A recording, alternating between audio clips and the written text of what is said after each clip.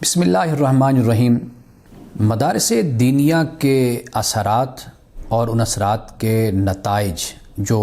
سماج پر مرتب ہوتے ہیں ان سے کوئی بھی ذی شعور انسان انکار نہیں کر سکتا، لیکن ہم گزشتہ سال میں دیکھتے ہیں کہ مدارس دینیہ کے علماء، فضلاء اور طلباء کی سوچ میں اور ان کی سرگرمیوں میں ایک واضح ہمیں شفٹنگ نظر آتی ہے۔ یعنی شفٹنگ اس طرح کہ علمی سرگرمیوں سے زیادہ ہمیں ان کی سیاسی سرگرمیاں دکھائی دیتی ہیں، اور ان کی دعوتی سرگرمیوں سے زیادہ ہمیں مسلکی سرگرمیاں نظر آتی ہیں۔ یعنی یہ دو الفاظ میں نے اس لیے استعمال کیے کہ ایسا نہیں ہے کہ پہلے ہمیں مدارس دینیہ کے طلباء یا علماء سیاست میں نظر نہیں آتے تھے، یا ان پہ مسلکی چھاپ یا فرقے کی چھاپ نہیں تھی، لیکن گزشتہ سال میں یہ دو باتیں، یہ دو فرق ہمیں جس طرح گہرے پن کے ساتھ اور واضح طور پر ہمیں نظر آتے ہیں، ایسے اثرات اور ایسے نتائج اور ایسا گہرا پن ہمیں پہلے نظر نہیں آتا۔ اور یہ بات مستقبل کے حوالے سے پریشان کن بھی ہے، اس لیے کہ مدارس علم کا مرکز ہیں، تھے اور انہیں رہنا چاہیے۔ اگرچہ پہلے بھی ہم مدارس کے نظام تعلیم اور تدریسی نظام کے حوالے سے اپنی گزارشات پیش کرتے رہے ہیں کہ ان میں اصلاح کی اشد ضرورت ہے، لیکن ہمیں اب یہ نظر آتا ہے کہ وہ کردار جو جامعات اور مدارس اپنی جگہ پر بیٹھ کر اپنے ماحول میں علمی حوالے سے سر انجام دے رہے تھے، اب اس میں بہت حد تک ہمیں تبدیلی نظر آ رہی ہے۔ اور اس رجحان کا سب سے بڑا نتیجہ اور سب سے بڑا اثر جو ہمیں نظر آتا ہے اور مزید مستقبل میں نظر آئے گا، وہ یہ ہے کہ جب ایک گروہ یا ایک جتھا یا ایک فرقہ جب وہ مستحکم ہوتا ہے یا اس کے سیاسی اثرات معاشرے پہ نظر آتے ہیں، تو پھر دوسرے فرقے سے تعلق رکھنے والے لوگ وہ اپنے وجود کے بارے میں حساس ہو جاتے ہیں۔ جب وہ اپنے وجود کے بارے میں حساس ہوتے ہیں تو پھر معاشرے میں چپ کلش کی صورت میں ایک نتیجہ اس کا سامنے آتا ہے۔ مدارس پہلے بھی ہمیشہ اس حوالے سے گزارش کی گئی کہ جو کردار ان کو ادا کرنا چاہیے علم کے حوالے سے، تحقیق کے حوالے سے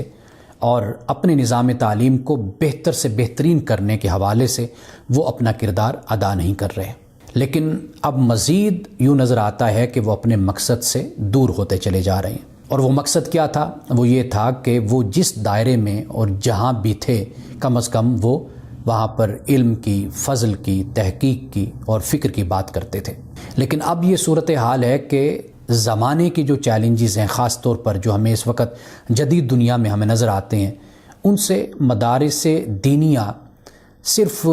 لا تعلق ہی نہیں، بلکہ ایسا لگتا ہے کہ جیسے ان کو اس کی خبر ہی نہیں ہے کہ یہ دنیا میں چیلنجز موجود ہیں۔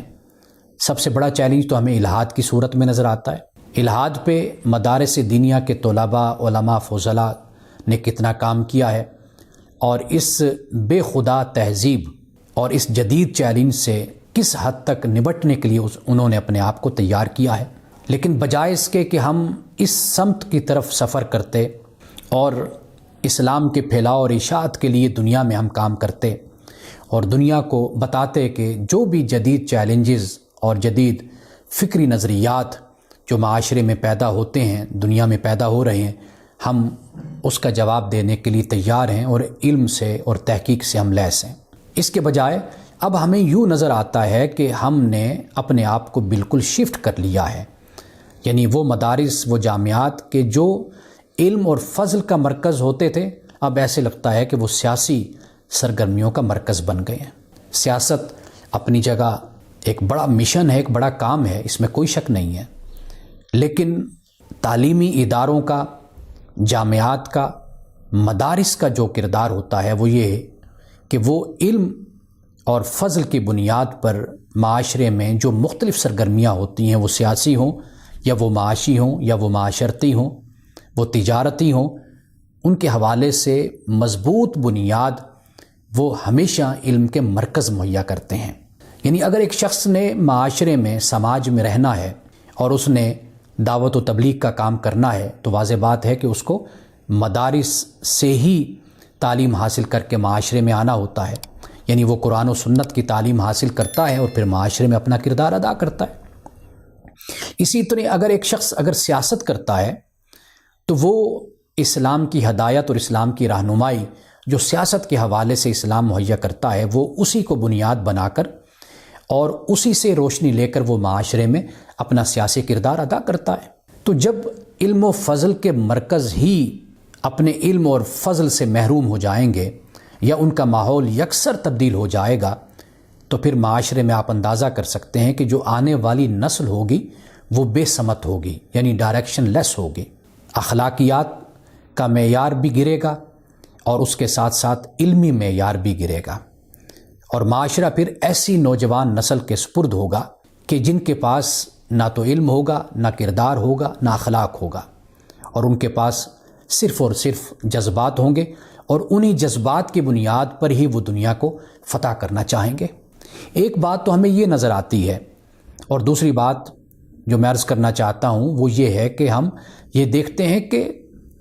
گزشتہ اس سال میں مدارس کے طلباء میں محرومیوں کو اجاگر کیا گیا، یعنی ان کے اندر اس احساس کو پیدا کیا گیا کہ دنیا میں یا پاکستان میں مسلمانوں کو ان کے حقوق سے محروم کیا جا رہا ہے یا ان کو ان کا حق نہیں دیا جاتا۔ تو جب یہ سوچ بھی معاشرے میں یعنی نفسیاتی طور پر مظلومیت کی اور محرومیت کی سوچ محرومیت کی پروان چڑھتی ہے تو پھر اس کے جو نتائج معاشرے پر مرتب ہوتے ہیں رد عمل کی صورت میں، وہ نتائج بھی اور وہ اثرات بھی کوئی اتنے اچھے نہیں ہوتے۔ اس لیے ہم اس بات کی توقع کرتے ہیں اور امید کرتے ہیں کہ مدارس دینیہ اپنے تدریسی نظام اور اپنے نظام تعلیم کو بہتر کر کے اور بہترین کر کے جو آج دنیا کے جدید چیلنجز ہیں ان کے لیے اپنے طلباء کو، اپنے فضلاء کو تیار کریں گے، اور ان کو ہرگز ایسی جنگ میں نہیں جھونکیں گے اور ایسے محاذ پر نہیں بھیجیں گے کہ جس محاذ کے لیے اور جس جنگ کے لیے ان کی تیاری نہیں ہے۔ اگر وہ علم پر، تحقیق پر، نظریات پر کہ جو ایک بنیاد کی حیثیت رکھتے ہیں ایک معاشرے کے لیے، اگر اس کے لیے اپنے علماء کو تیار کریں گے تو اس کے نتائج مستقبل میں مختلف ہوں گے۔ لیکن اب جو سفر ہمیں طلباء کا، علماء کا نظر آتا ہے، یہ وہ سفر ہے کہ جو مستقبل میں رائگاں ہوتا ہوا نظر بھی آتا ہے، اور پھر اس کے جو اثرات اور نتائج معاشرے پر مرتب ہوں گے وہ یہ ہوں گے کہ پاکستان میں ایک انتشار کی صورت پیدا ہوگی، پاکستان میں یکجہتی کا خاتمہ ہوگا، اور پاکستان میں سیاسی استحکام ختم ہوگا، اور پاکستان ایک ایسی بندگلی میں جا کر کھڑا ہوگا اور تاریک راہوں پر چل کر کہ جو آنے والے وقت میں جس کے اثرات پاکستانی سیاست پر، معاشرت پر اور پاکستانی عوام پر اچھے نہیں ہوں گے۔